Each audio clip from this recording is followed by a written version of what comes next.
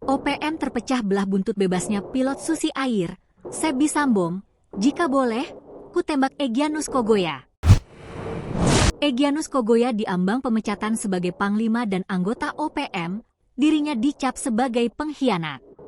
Timbulnya rasa ketidakpercayaan kepada komando OPM di Kabupaten Enduga itu terjadi setelah pilot Susi Air bernama Philip dibebaskan organisasi separatis tempat Egyanus berkuasa.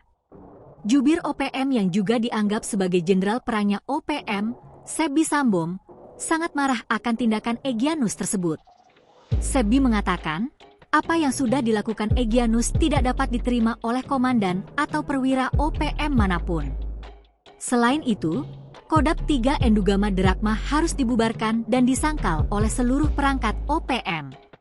Mereka yang menerima uang suap dari Indonesia harus disingkirkan dengan prasangka yang sangat buruk sebagai agen dan kriminal Indonesia. Secara pribadi, jika saya mampu, saya akan menembak brigadir itu sendiri atas apa yang telah dilakukannya, tegasnya. Sebby Sambom mengatakan masih atau tidaknya Egyanus Kogoya diakui sebagai bagian dari TPNPB bakal ditentukan melalui sidang istimewa TPNPB. Sidang istimewa akan tentukan. Tunggu pekan depan hasilnya, ujar Sebby. Sebby Sambom menuding Egyanus Kogoya menerima uang sogokan akan bebasnya sang pilot. Tudingan itu diberikan kepada Sebby lantaran pilot bernama Philip Mark Mertens ini diserahkan ke NKRI. Padahal, rencana OPM semula adalah mengembalikan Philip langsung ke negaranya, Selandia Baru.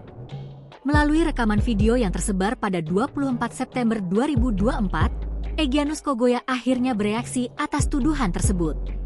Ia menegaskan sama sekali tidak ada menerima uang tebusan yang digunakan untuk kenikmatan pribadi.